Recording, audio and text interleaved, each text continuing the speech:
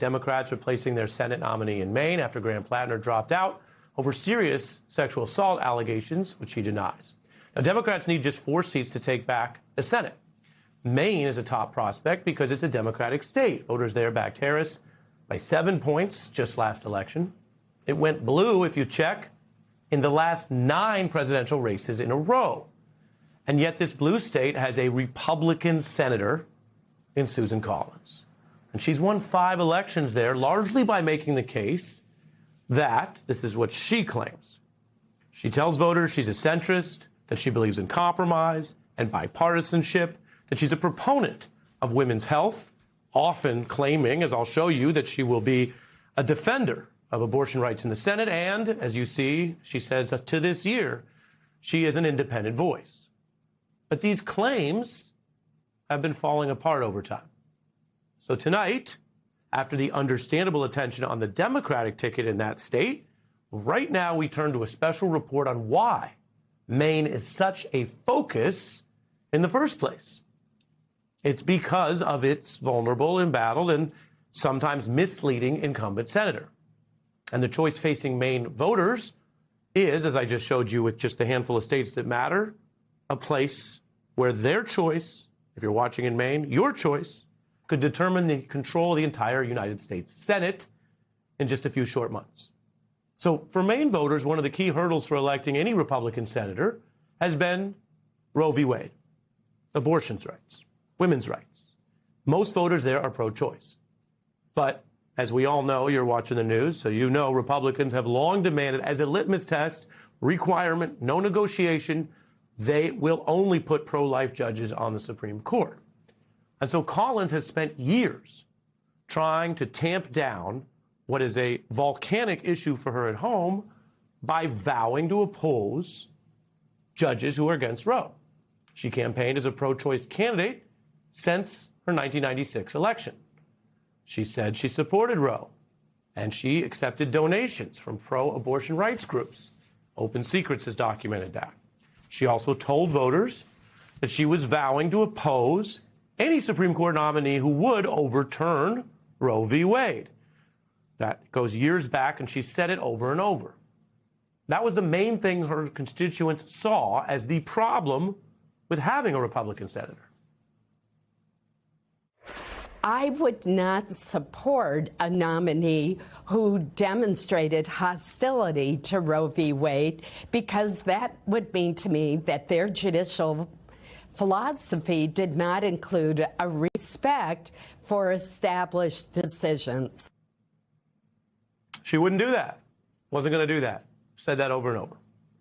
Now, you might recall Trump's nominee, Brett Kavanaugh, was clearly a conservative activist with a conservative judicial record. He was likely to overturn Roe. Experts and activists loudly noted that in real time before his confirmation vote. And, just to be crystal clear, Donald Trump himself said he would only pick among a list of pro-life judges suggested by pro-life or anti-abortion legal groups. So this whole thing was organized as, hey, we're only looking at that kind of judge. And Kavanaugh, as you may recall, faced skepticism for many reasons. He lost the vote of another Republican senator, Lisa Murkowski. They needed Collins' vote to get to 50. And she'd made a big show of sharing her concerns, raising Roe and these issues in her meeting with him, which drove headlines about what she would do. In the end, after everything I just showed you, everything she told Maine voters for years, she then came out casting the 50th vote for Justice Kavanaugh, breaking the thrust of her promise, which she memorably tried to explain, casting this key anti-abortion vote, this pro-life vote, this anti-Roe vote. She tried to explain it in a long and winding floor speech the day of that vote. Maine pledged to nominate only judges who would overturn Roe.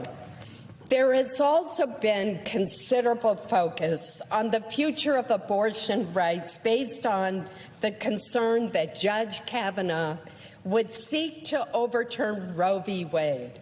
Protecting this right is important to me. The judge asserted to me a long-established precedent. It's not something to be trimmed, narrowed, discarded, or overlooked. Mr. President, I will vote to confirm Judge Kavanaugh. The ayes are 50.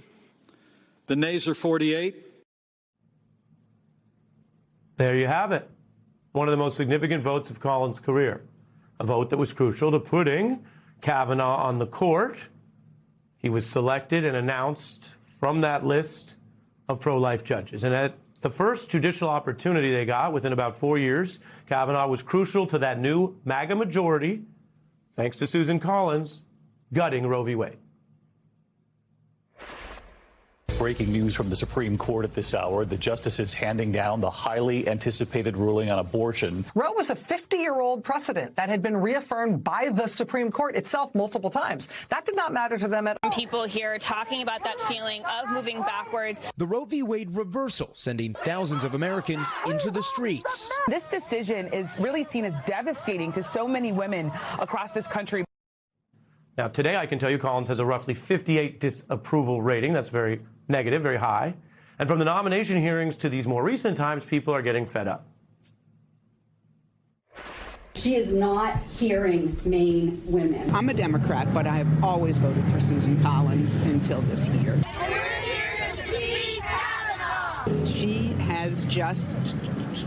She's just capitulated. She's not listening to what the people of Maine want anymore. Collins has been there way longer than she should have been, and it's time for a change. That's a big dynamic when you listen to some of the voters. Calls for change that, of course, predate the recent Maine news, which is the Democrats' search for the right candidate to run against her. But Collins' concerned dance about judicial nominees extends to a lot of other issues. It's kind of like her main political move at this point. Some view it as a shtick that has become such a kind of recurring, recycled, and unreliable nod to a type of fake moderation that the script has become kind of a running joke, at least in the informed or nerdy political circles where people track each individual senator, have noticed her doing this, and it's a theme in some campaign ads. For 30 years in Washington, she's been Very concerned. I have a number of concerns. I'm also concerned. Collins is always concerned, but never courageous. Caving to Trump on health care. Concerned. On affordability. Concerned. On ICE. Concerned. I am very concerned. She is concerned, and she has found this has worked so far.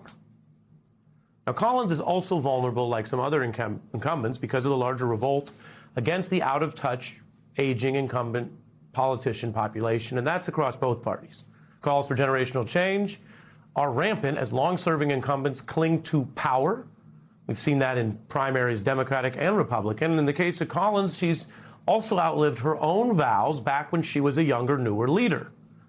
Way back in the day, decades ago, she was tapping into the actual sentiment that we see today, issuing what would become, I'll just warn you, another broken vow to Maine voters. I have pledged that if I'm elected, I will only serve 2 terms, regardless of whether term limits law, a constitutional amendment passes or not. 12 years is long enough to be in public service, make a contribution, and then come home and let someone else take your place. That's what she said, and she broke that vow. Had she honored it, she'd actually had to have stepped away from the Senate back in 2009. Now she's breaking that vow again this election cycle, seeking what would be her 6th term. If she wins, she would complete that term at age 80. Susan Collins is a charter member of the very political class she ran to oppose, breaking her own vows, clinging to office for another term, part of this aging gerontocracy with often sclerotic ideas that insists on trying to rule over what appears to measurably be a majority desperate for new leadership. Collins is a long ways from the upstart candidate who was advocating sweeping changes and said that was needed over incremental steps. It is very important that we recognize the many successes and the exciting projects and the innovations that are going on every day throughout the state. We can't do with incremental changes. We need sweeping changes. Sweeping changes, term limits, pro-choice leadership. It's almost like every big thing she emphasized she has broken. That was from Collins running for governor in a race she actually lost to Angus King in 1994. Update to our Senate today. King is 82, serving as the junior senator with fewer years in the body than Collins from their same state. She's now running to hit 36 years total. If you're counting, that's 3 times longer than the cap she claimed to set for herself. And yet, as Collins told Maine voters, 12 years is long enough to be in public service, make a contribution, and then come home and let someone else take your place. 12 years is long enough. So she said. Many Maine voters now do seem to agree with what has become a discredited claim from their representative, who has become the problem she campaigned against, at least on the issue of incumbency. Collins has added that vow to several others that I showed you she broke in pursuit of this lifetime of power, perhaps regardless of the cost to her state or her own credibility. Now, to channel the incumbent with that trail of broken promises, a Maine voter might look at all this that we just saw, the facts, the record, her own claims and actions, and say, you know, this is concerning. You might even say it's very concerning. Or the voters might do something different than their aging incumbent, and they might actually do something about it.